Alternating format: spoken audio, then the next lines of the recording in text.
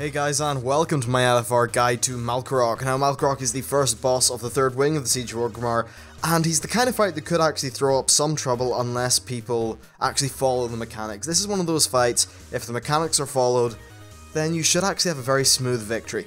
Now, Phase 1 is longer and does involve some mechanics. Phase 2 is short, quite simple if people play it right, but can get you killed. I suppose like a lot of fights. Anyway, let's talk about Phase 1.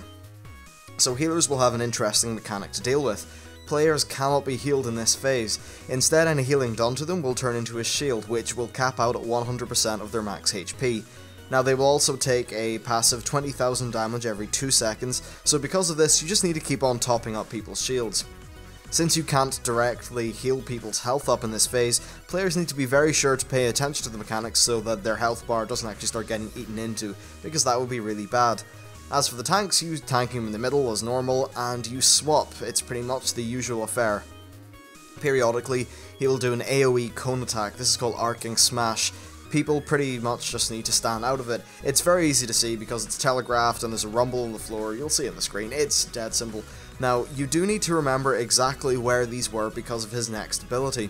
Now, after he does 3 of these cone attacks, he will do a ability called the Breath of Yasharaj.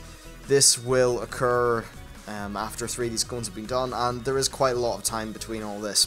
So this will occur on the exact same location as all 3 of the cones, and it will do very high damage, around 400k base damage. And you need to note where the previous AoE cones were, so you don't stand in them and then get hit by the Breath of Yasharaj. This is something which won't kill you because you have the shield, but it's still quite risky, and if multiple people stand in it, the healers just have so much more health to deal with in terms of what they need to heal up. So it really is quite an issue. Basically, just remember where the 3 AoE cones were, and when Breath of Yasharaj is about to come, don't stand anywhere near them, and you should be okay. Now, he will also do another thing. He will regularly put 3 void zones on the floor, and after a few seconds, these will explode, doing 280,000 damage to anyone inside them. The thing is, though, that if there's nobody inside one of them, or any of them, then each one of them will do 200k damage to the entire raid. So if nobody stands in any of these, it's a raid wipe. That simple. So yeah, there you go. At least one person must be in each. Now, the damage doesn't spread or anything like that, so it isn't optimal to have loads of people in the same one, but you know what? If 3 people are going to get hit, and at least the thing gets soaked, it's better than the entire raid taking 200k damage. Now, he will also do an ability where he knocks players up in the air. This is seemingly at random, and it's honestly not much of a problem. Anything like a slow fall or a disengage or something to remove that damage from the falling would be great. Now let's talk about Phase 2. So he'll enter Phase 2 for about 20 seconds, then go back to Phase 1. And he'll enter Phase 2 after the second Breath of Yasharaj of Phase 1. So when Breath of Yasharaj happens, everyone wants to stack up on the tank after that, so that, well, you're all stacked up. Now, in this, he will do an AoE cone attack, which does 1.8 million damage spread between everyone inside it. That is why you stack.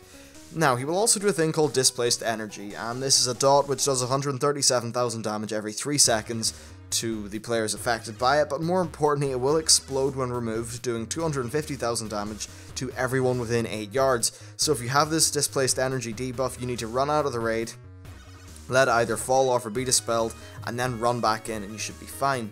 Now next, we're going to talk about positioning. This is a quick little section at the end. At the start, you want to spread around the room so that there will always be somebody near one of the void zones, and after everyone moves for either like Phase 2 or Breath of Yasharaj, you'll want to try to orientate yourself so that you get back into your original position just so that everybody's able to do it. And that's really it. The fight pretty much rotates Phase 1, Phase 2, Phase 1, Phase 2. You should have him dead either during or slightly before the second Phase 2. Anyway, that's it for this video. I hope you found it useful, and I'll see you next time.